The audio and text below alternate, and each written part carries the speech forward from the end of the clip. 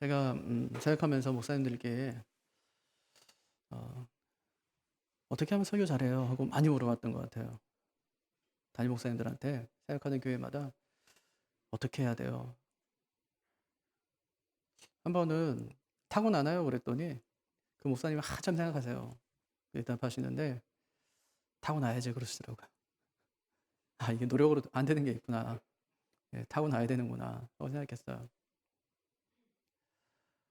뭐든지 그렇죠. 뭐든지 뭐 내가 아무리 애쓰고 노력해도 안 되는 영역이 있을 거예요. 특히 뭐 예술을 하는 친구들은 더 그럴 거예요. 노력하면 95 까지 할 수 있는데 나머지 5%는 그거는 진짜로 뭐 타고나야죠. 그 영역이 있는 것 같아요. 하나님 주신 달란트, 재능이 있는 거죠. 근데 우리가 이 땅에 살아가면서 어떻게 사는 게 참 중요할까? 뭐 어떻게 살아야 될까요? 오늘 우리가 부른 찬송처럼 주의 뜻대로 살아야죠. 살든지 죽든지 뜻대로 하소서. 이건 우리가 평안할 때 할 수 있는 고백은 아닌 것 같아요. 언제 할 수 있는 고백이냐? 이거는 진짜 어려울 때예요.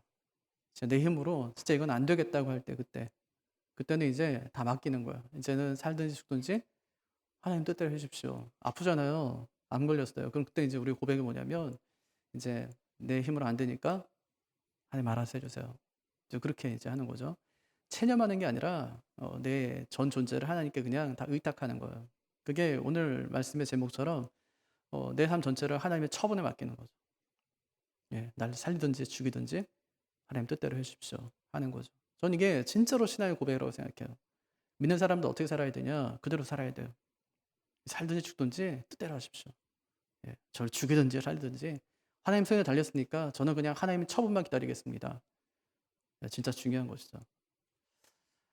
우리가 인제 책을 사서 읽잖아요. 책을 사서 읽을 때 여러분 뭘 먼저 보세요? 제일 먼저 뭘 봐요? 제목 보잖아요. 제목. 제목 안에 그 책의 내용이 다 담겨 있어요.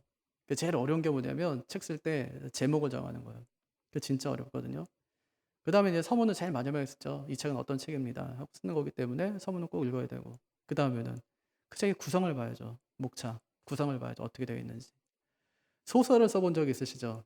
제가 한 번은 국문과 교수님네 집에 한번 놀러 간 적이 있는데 중간고사를 봤어요. 그리고 이제 시험지가 이만큼 쌓여 있는 거예요. 그게 뭐냐고 그랬더니 애들이 낸 소설이래요. "읽어봐도 되냐?" 그랬더니 읽으면 안 된대요. 자기 채점해야 되기 때문에 다른 사람의 성적을 남한테 이제 보여줄 수 없다. 예. 시험 본 걸 보여줄 수 없다. 그렇게 얘기하더라고요. 잘 쓴 애들도 있냐 그랬더니 잘 쓴 애들이 있대요. 어떤 애들이 잘 쓰냐 그랬더니 구성을 잘 맞추는 아이들이래요. 구성을 잘 맞추는 거예요.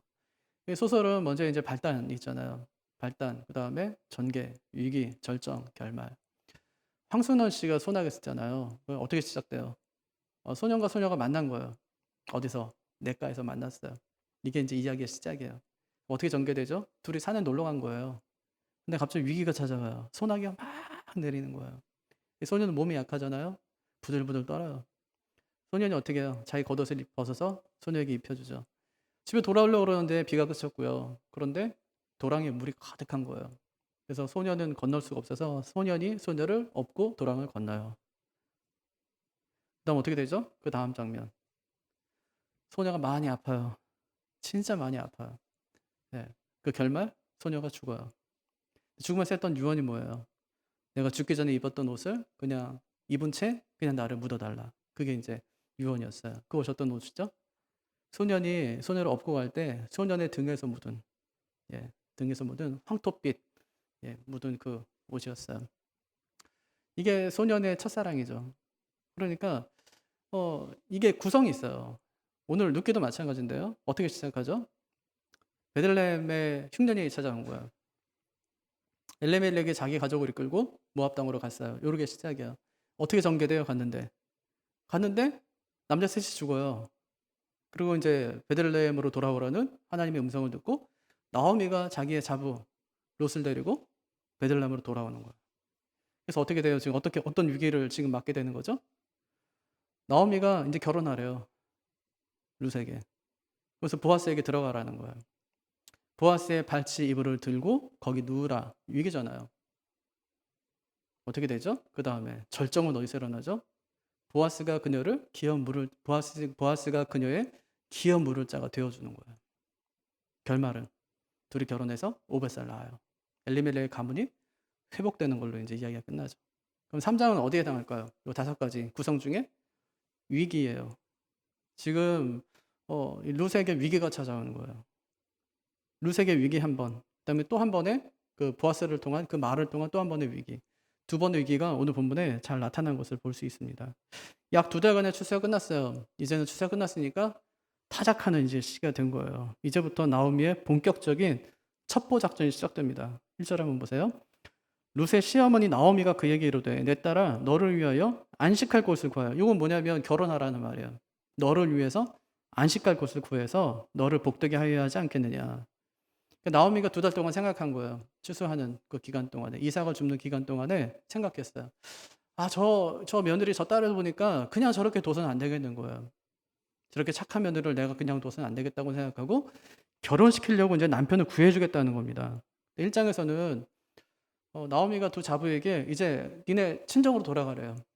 가서 좋은 신랑 만나가지고 너네 아주 어리고 젊으니까 좋은 신랑 만나가지고 행복하게 살라 그렇게 이야기해요. 그럼 사는 얘기가 여호와께서 남편을 구해주시기를 원한다 그렇게 얘기해요. 근데 오늘 말씀해 보니까 내가 너를 위해서 구해주겠대요. 내가 너를 위해서 구해주겠대요. 그럼 왜 나오미 이런 일을 할까요? 갑자기 왜? 그러니까 두 가지 이제 의견이 있어요. 첫째는 나오미가 자기 가문을 회복하기 위해서 룻을 이용하고 있는 것이다. 룻을 이용해가지고 이 고엘이니까 어차피 자기 일순이 아니더라도 보아스가 고엘이니까 자기 친족이니까 잘 결혼시켜가지고 자기 가문을 회복시키려는 나오미의 그 의도가 숨겨져 있다. 이렇게 이제 주장하는 사람들이 있고요. 또 하나는 그렇지 않다. 왜냐하면 성경에는 절대 그런 의도가 하나도 보이지 않는다는 것입니다. 나오미가 룻을 사랑했어요. 룻을 정말 사랑했는데 근데 마침 좋은 신랑감이 나타난 거예요. 그래서 저 사람을 내가 룻에게 소개해주면 되겠다고 생각한 것이죠. 그래서 나오미가 자신의 계획을 룻에게 말합니다. 그게 3절이에요. 그런즉 너는 목욕하고 기름을 바르고 의복을 입고 타작마당에 내려가서 그 사람이 먹고 마시기를 다 하기까지는 그에게 보이지 말고. 몇 단계죠? 3단계. 지금 나오미가 자신의 계획을 3단계로 지금 룻에게 이야기하는 겁니다. 첫 번째 단계는 몸을 단장하는 거예요. 어떻게 하래요? 목욕하고 기름 바르고 의복을 입으라. 그건 신부의 단장을 하라는 말입니다. 요즘에는 뭐 목욕하는 게 뭐 그렇게 어려운 일 아니잖아요. 매일도 할 수 있고 하루에 3번도 할 수 있어요.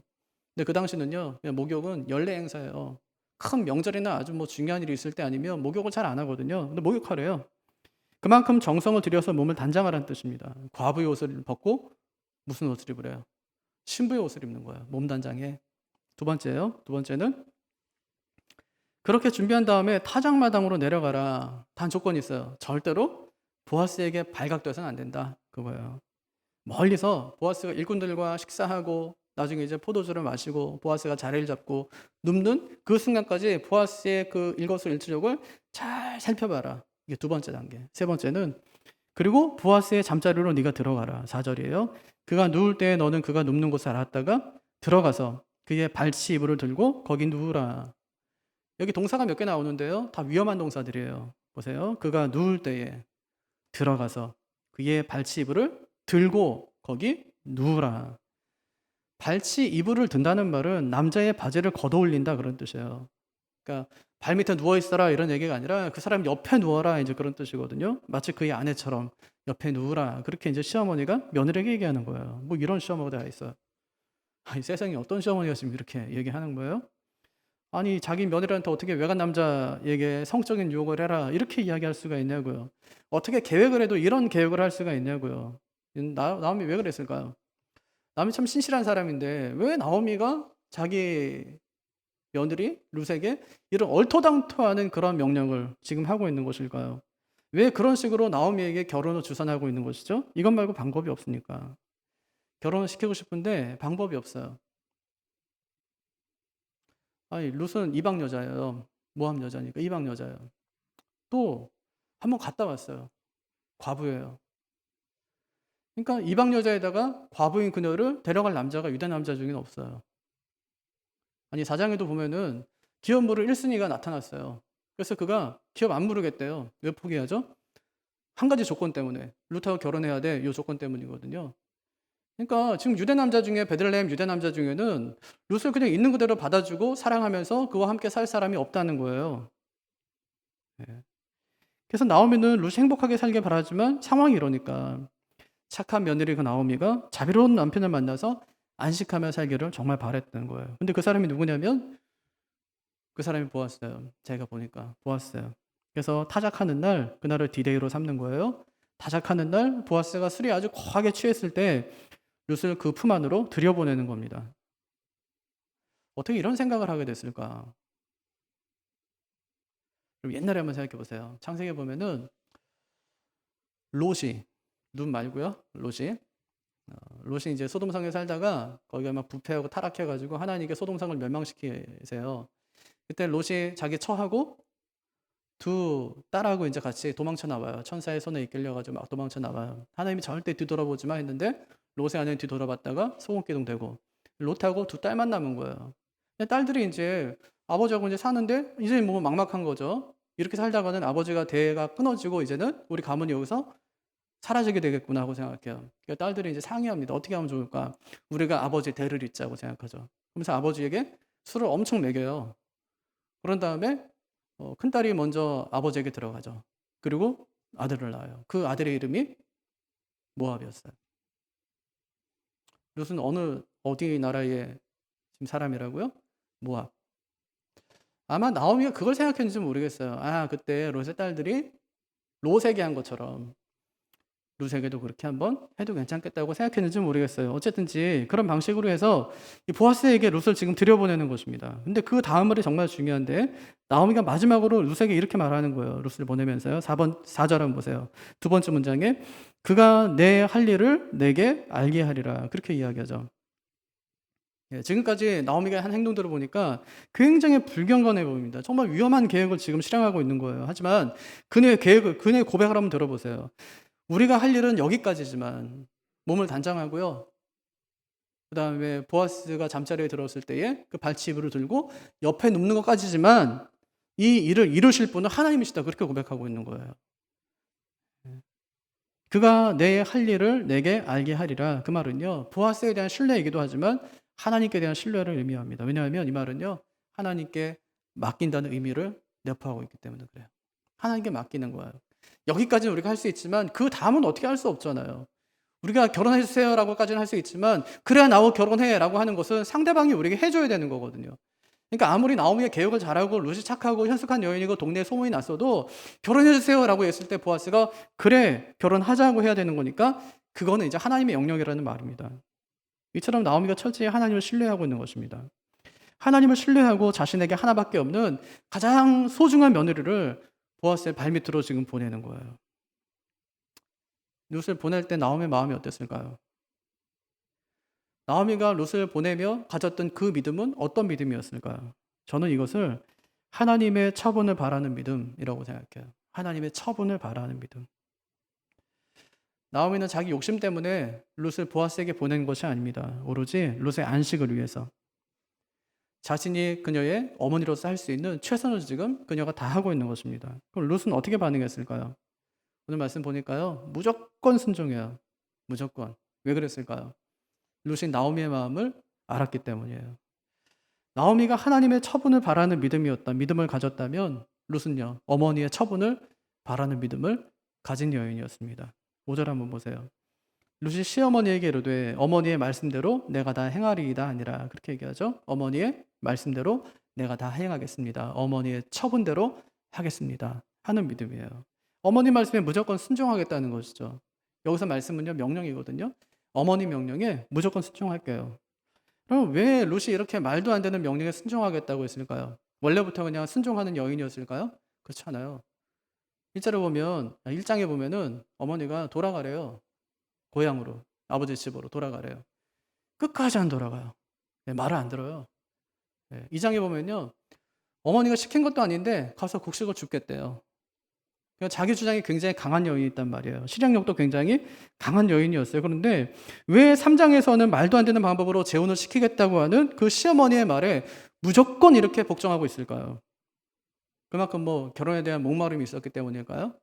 아니면 자기가 생각해도 보아스는 진짜 멋있고 괜찮은 남편감이라고 생각했을까요? 아니요. 그것은 아니었어요. 한 세 가지 정도 생각해 볼 수 있어요. 첫째는 룻이 나오미를 그만큼 신뢰했던 거예요. 예, 믿었어요. 어머니가 하는 말에 대해서. 두 번째는 룻이 나오미의 의도를 알고 있었기 때문에 그렇습니다. 예. 만약에 나오미가 자기를 이용해 가지고 자기 가문을 일으키려고 이런 일을 막 모의하고 했다면 룻이 진짜 정이 딱 떨어졌을 거예요. 근데 룻이 알았어요. 진짜 순수하게 우리 어머니가 나를 결혼시켜 갖고 안식하게 하기를 원하는구나 하는 마음을 알았던 것이죠. 세 번째는 룻은 나오미의 계획이 하나님의 뜻임을 믿었습니다. 룻이 하지 않는 것이 있어요. 질문이에요.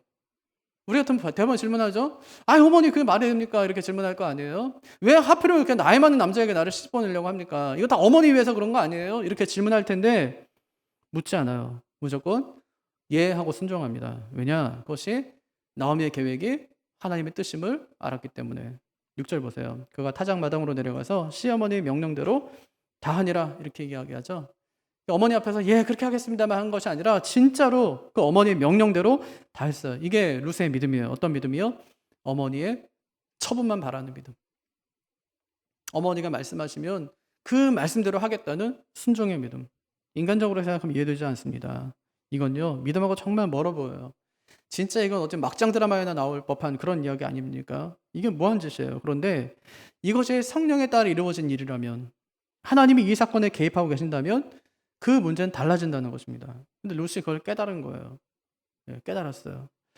룻의 삶 가운데 어떻게 성령께서 인도하시죠? 룻은 성령에 이끌려서 모압에서 베들레헴까지 옵니다. 나오미는요 성령에 이끌려서 룻을 보아스의 품으로 들여보내는 것입니다. 그래서 4절에 나오는 그가 내 할 일을 내게 알게 하리라는 말씀이에요. 나오미는 베들레헴에 돌아온 이후로 자신의 모든 삶을 하나님께 다 맡겼어요. 룻은 1장부터 지금까지 자신의 모든 삶을 전부 하나님의 처분에 다 맡겼습니다. 그러니까 지금 그들에게 일어나는 일은 우연한 일이 아니라 하나님의 섭리에 따라 일어나는 일이라는 것입니다. 그들에게 일어나는 일이 우연처럼 보인다면 그것은 단순한 우연이 아니라 어떤 우연이요? 계획된 우연이라고요. 계획된 우연이라고요. 지금 나오미하고 룻하고 보아스가 막 무대에서 연기를 하고 있지만 그 각본을 쓰고 그 모든 상황을 연출하는 분은 하나님이십니다. 하나님의 연출에 의해서 룻이 나오미와 함께 베들레헴에 돌아오고 거기서 보아스를 만나고 보아스와 결혼해 오벳을 낳고 결국 그 일을 통해서 엘리멜렉의 가문이 회복되는 모든 이야기는 하나님의 각본 속에 다 있는 것입니다. 그럼 이때 각각의 역할을 맡아서 이 구속의 드라마를 써내려가는 사람들의 가장 중요한 역할이 뭘까요? 그들은 어떤 태도로 연기에 임해야 될까요? 한마디로 하나님의 처분을 기다리는 거예요. 하나님의 명령이 불합리해 보이고 내 생각과 달라도 하나님의 처분에 따르겠다는 그들의 순종이 하나님의 역사를 이루어가는 것입니다. 룻이요 그 일을 기가 막히게 해내요. 우리는 어떻게 해야 될까요? 삶의 위기 앞에서 하나님의 처분만 기다리겠다는 믿음의 고백이 우리에게도 필요하지 않겠냐는 말입니다. 룻처럼 그 명령대로 우리도 순종할 수 있겠냐는 말입니다. 룻이요 나오미의 명령을 실행에 옮깁니다. 타작마당에서 보아스 행동을 막 지켜보는 거예요. 보아스가 자리를 잡고 겉옷을 덮고 눕는 것을 보았어요. 조금 기다려요. 보아스가 잠들 때까지. 예, 잠이 들었습니다. 그 틈에 이제 발치에 겉옷을 들고 살며시 들고 이제 들어가서 눕는 거예요. 눕는 행위는 뭐냐면 내가 왔으니까 이제 일어나라 그런 거거든요. 예. 우리가 이제 잠 들었어요. 근데 남편이 뭐 하다가 이제 늦게 이제 살짝 들어와요. 그럼 깨요, 안 깨요? 대개는 깨거든요. 예. 한 입을 덮고 자면은 깨는 거예요. 옆에 누군가가 오면 이제 깨는 거죠. 예. 보아스가 깜짝 놀라서 묻습니다. 누구냐? 그렇게 묻죠. 그때 룻이 대답해요. 구절이 진짜 중요한데 나는 당신의 여종 룻이오니 나는 당신의 여종 룻이오니 예. 딱 여기까지만 돼요. 예, 저는 당신의 여종 룻입니다. 여기까지만 얘기했어야 돼요. 왜냐하면 나오미가 그렇게 시켰거든요.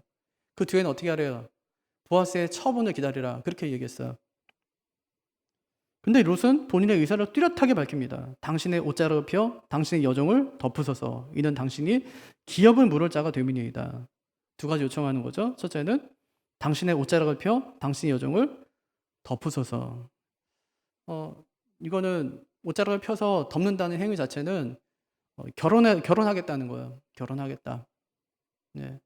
이 히브리적 수거입니다, 그것이. 똑같은 표현이 에스겔서 16장 8절에 나오는데 하나님께서 이스라엘을 자기 아내로 삼았다는 거예요. 내가 내 곁으로 지나며 보니 내 때가 사랑스러운 때다. 내 옷으로 너를 덮어 너로 내게 속하게 하였었느니라. 그렇게 말씀하세요. 네, 결혼하는 거거든요. 그래서 하나님이 이스라엘을 자기 아내로 삼았다는 거예요. 룻이 마찬가지인데 보아스에게 지금 청혼하고 있는 것입니다. 당신의 옷자락으로 나를 덮어달라는 것이죠. 근데 이 옷자락이라는 단어가요, 이 카나프라는 단어인데 이게 2장에서 한 번은 나왔었어요. 이게 날개라는 뜻으로 한번 나왔습니다. 2장 12절을 보면은 보아스가 룻을 축복하면서 이렇게 얘기합니다. 여호와의 날개 아래 보호를 받으러 온 내게 하나님이 온전한 상 주시기를 원하노라. 그렇게 축복했어요. 여호와의 날개 아래 보호를 받으러 온 내게 하나님이 온전한 상 주시기를 원하노라. 그래서 룻이 오늘 말씀에서 이렇게 대답하는 거예요. 당신의 날개를 펴 여종을 덮으소서. 이렇게요. 청혼이죠. 나와 결혼해달라는 거예요. 일반적으로 청혼 남자가 하는 것 아닙니까? 여자가 이러는 것은 아마도 창세기 38장에 나오는 그 유다와 다말 이야기에서 거리 여자들이나 그렇게 청혼하는 그런 행동인데 지금 오늘 룻이 그런 행동을 하고 있는 겁니다. 근데 룻이 보아스에게 청혼해 달라고 요청하는 거예요. 왜 그랬을까? 그게 이제 9절 끝에 나오거든요. 이는 당신이 기업을 물을 자가 됨이니이다. 다시 말하면 보아스가 자기 가정에 고엘이 되기 때문이다. 그렇게 얘기하는 겁니다. 이건 나오미가 시키지 않은 일이잖아요. 나오미는 그냥 룻이 평안하게 살았으면 좋겠어요. 그래서 어떤 좋은 남자 만나가지고 그 집에서 그냥 안식을 누리며 살기를 바랬습니다. 어떤 조건도 그 결혼에 달지 않았어요. 하지만 룻은요, 자신의 결혼에 초점을 두지 않습니다. 오히려 나오미의 집안의 대를 이어주는 데 지금 집중하고 있는 것이죠. 그래서 나오미가 시키지 않은 말을 지금 하고 있는 겁니다. 그러니까 참 시어머니는 며느리 생각하고 며느리는 시어머니 생각하는 거죠. 이 고부간에 갈등이 없어요. 사랑으로만 가득한 겁니다. 예수 믿는 가정의 고부간이 이래야 되지 않을까 하고 생각하죠. 근데 룻의 제안이 참 억지스러워요. 우리 지난주에 살펴봤듯이 율법에 따르면 친족이 그의 궁핍한 친족에 대해서 행해야 되는 두 가지 의무가 있다고 그랬어요. 첫 번째가 고엘, 기업 물러주는 거고, 두 번째는 계대결혼이에요. 계대결혼, 형사치수제, 이 두 가지거든요. 근데 고엘 속에 계대결혼이 포함된 것은 아니에요. 그냥 고엘은 고엘이고 계대결혼은 계대결혼인 것이죠.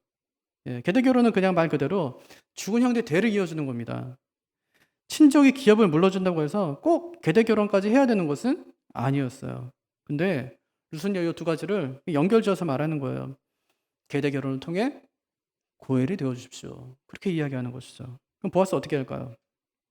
그동안 나오미처럼 룻처럼 하나님의 처분만 기다릴까요? 그 두 가지 반응 보입니다. 첫 번째는 그가 룻을 축복해요. 10절에 그가 이르되 내 딸아 여호와께서 내게 복 주시기를 원하노라.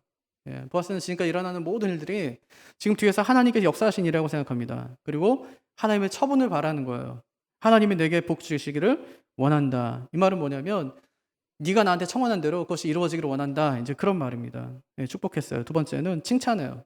칭찬. 두 가지로 칭찬하는데 첫째는 늙은 나를 선택해줘서 고맙다는 칭찬이에요. 10절 네가 가난하건 부하건 젊은 자를 따르지 아니하였으니 네가 베푼 인애가 처음보다 나중이 더하도다. 처음 인애가 있고 나중 인애가 있네요. 처음 인애는 뭐냐면 룻이 모압에서 베들레헴까지 시어머니 따라오는 거예요. 그리고 뭐하죠? 복량했어요. 이거 참 인애잖아요. 소문났어요. 야, 막 칭찬 듣고 막 그랬었어요. 그런데 그 인애보다 더 큰 인애가 있다는 거예요. 나중 인애. 그 무슨 인애라는 거예요? 젊은 남자 취할 수 있지만 택할 수 있지만 늙은 나를 택해주니까 네 은혜가 더 크다는 거예요. 두 가지. 그 이유 때문에 나를 선택해줘서 고맙다 이렇게 칭찬하고 있는 것이고요. 두 번째는 룻의 현숙함을 칭찬합니다. 11절 그리고 이제 내 딸아 두려워하지 마라. 내가 내 말대로 내가 다 행하리라. 내가 현숙한 여자인 줄을 나의 성읍 백성이 다 아느니라. 여기서 현숙하다는 말은요. 2장 1절에 보면 보아스에 대해서 이 사람은 어떤 사람이라고 설명하는 말 중에 유력한 자라는 말이 있었잖아요. 유력한이란 말과 똑같아요. 현숙한과 유력한은 같은 단어란 말이에요. 유력하다는 말이 뭐라고 그랬어요? 돈 많고 힘 있고 사람들에게 존경받는 거. 근데 지금 룻은 그런 상태는 아니거든요. 돈 많은 것도 아니고 또 힘이 센 것도 아니고 뭐 되게 저기 한 것도 아닌데 근데 똑같은 건 하나 있어요. 뭐냐면 모든 사람이 칭찬받는 건다는 거예요. 사람들이 너를 향해서 현숙한 여자라고 하지 않냐. 인정받는다는 말이죠. 그러니까 보아스가 룻을 인정하는 말이고 이미 너는 나와 충분히 결혼할 만한 자격 있는 여인이다. 그렇게 이제 보아스가 룻에게 이야기하는 겁니다. 됐잖아요, 그러면. 청혼했어요. 그랬더니 보아스가 오케이, 좋아. 좋아. 넌 진짜 소문도 좋고, 넌 진짜 어머니에게 한 것도 있고, 나도 기분이 참 좋고, 그러니까 내일 결혼하면 될 것 같아요. 그런데 여기서 또 한 번 위기가 찾아옵니다. 갑자기 보아스가 룻에게 내가 고엘 서열 1위가 아니다. 이제 그런 얘기를 하는 거예요. 나보다 고엘 서열이 빠른 사람이 있다고 이야기하는 겁니다. 12절. 참으로 나는 기업물을 자이나, 자기도 해당된다는 거예요. 그런데 기업물을 짜로서 나보다 더 가까운 사람이 있으니 청혼을 받아주고 싶었어요. 그런데 문제는 뭐냐면 율법이 허락하지 않는 겁니다. 율법에 따르면 기업물을 더 가까운 사람이 있었어요. 그에게 먼저 선택권이 있다는 말입니다. 그 다음에야 자신이 결정할 수 있다고 룻에게 이야기하는 거죠. 진짜 이 보아스는 유력한 사람이에요. 돈도 많고 권력도 있고 사회적으로 존경받는 사람이었어요. 그런데 거기다 한 가지가 더 있어요. 하나님의 처분을 기다리는 그 믿음까지 가진 사람이에요. 그는 정욕을 앞세우지 않습니다. 인간적인 방법이나 계획을 동원하지도 않아요. 말씀에 맞게 말씀의 원리대로 하나님의 뜻대로 문제를 해결하려고 합니다. 참 우리가 배울 만한 점인 것이죠. 우리는요, 간혹 목표와 의도가 좋으면 절차는 좀 무시해도 된다, 이제 그렇게 생각할 때가 있습니다. 하지만 그것은 하나님의 방법이 아니에요. 하나님은 언제나 선한 일을 선한 목표와 선한 의도를 가지고 그 일을 이루시기 때문에 기회를 할 때도 그래야 합니다. 의도가 선하면 절차도 방법도 선해야 합니다. 그래야 문제가 생기질 않아요. 보아스는 그 이름대로 하나님 앞에서 유력한 사람으로 그 문제를 지금 잘 해결해 갑니다. 보아스가 룻에게 말해요. 이 밤에 여기 머물러라. 그렇게 얘기하죠. 머물러라. 무슨 얘기냐면 지금 밤이고 위험하니까 여기 있는 것이 안전하다, 이제 그런 뜻입니다. 그래서 두 가지 약속을 해줘요. 첫째, 내일 아침에 고엘 1순위 내가 만나겠다. 그리고 일을 진행하겠다. 두 번째, 그가 만약에 고엘을 이행하지 않겠다고 하면 내가 틀림없이 반드시 너의 고엘이 되어주겠다. 이 약속을 하는 겁니다. 보아스는 자신이 지키지 못할 약속하지 않아요. 혹시 보아스가 자기가 아니라 다른 고엘과 결혼할지도 모르니까 그녀의 몸에 손을 대지 않습니다. 그녀를 위한 최대한의 배려를 하는 거예요. 그녀가 타작마당에 들어온 사실을 사람들이 모르게 어두울 때 그녀를 집으로 돌려보내요. 괜한 구설수에 오르지 않게 하기 위해서였습니다. 룻이 나오미의 처분에 자기의 인생을 맡겼다면 보아스는 하나님의 처분에 자기 인생을 맡깁니다. 보아스가 룻에게 마음이 없었다면 그냥 딱 끊어버리면 그만이에요. 하지만 흘러가는 정황을 보니까 보아스도 룻에게 마음이 있었던 거예요. 오히려 룻의 청혼을 고마워하는 거예요. 하지만 보아스는 그 일을 자기의 생각대로 진행하지 않습니다. 나도 너와 결혼하고 싶지만 하나님의 법을 따라야 된다. 그렇게 얘기하는 것이죠. 그 법이 허락한다면 여호와께서 살아계심을 두고 맹세하는데 너와 결혼하겠다는 것입니다. 보아스는 이처럼 이 모든 상황을 하나님의 처분에 맡깁니다. 하나님이 허락하시면 그 다음 일을 진행하겠습니다 하는 것이죠. 전 이게 굉장히 중요한 포인트라고 생각해요. 나오미도 그렇고 룻도 그렇고 보아스도 그렇고 하나님의 처분에 자기 인생을 맡깁니다. 자기 생각이 있어요. 자기 계획이 있고요. 이렇게 하면 될 것 같은 그림도 다 갖고 있습니다. 하지만 마지막 결정은 하나님께 맡기는 거예요. 하나님이 결정하시면 그분의 처분에 따르겠습니다 하는 믿음이 그들에게 있는 것입니다. 전 이것이 우리가 가져야 되는 신앙이라고 생각해요.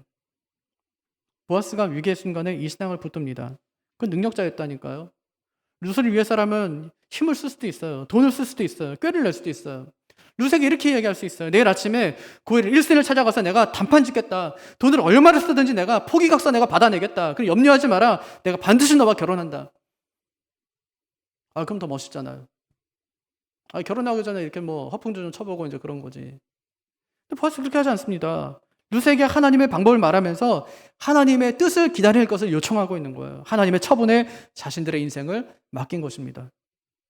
근데 우리의 결혼 생활도 이래야 되지 않을까요? 우리가 어떤 일을 결정할 때도 이렇게 해야 되지 않을까요? 내가 꾀를 내서 어떤 일을 할 수 있지만 몇 날 며칠 하나님의 뜻을 기다리면서 기도로 하나님의 처분만 기다리는 그런 신앙을 우리가 가져야 되지 않겠냐는 말입니다.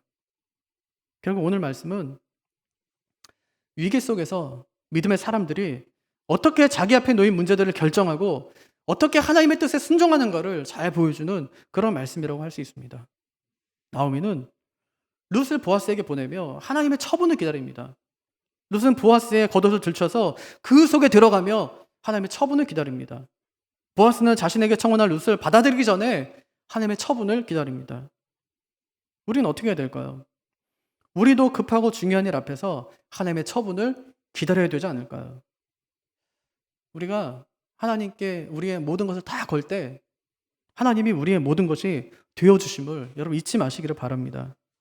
하나님의 처분을 기다리는 믿음을 우리에게도 달라고. 나도 그렇게 살기를 원한다고. 주님 앞에 고백하며 살아가는 우리 모두가 되기를 주님의 이름으로 축복합니다.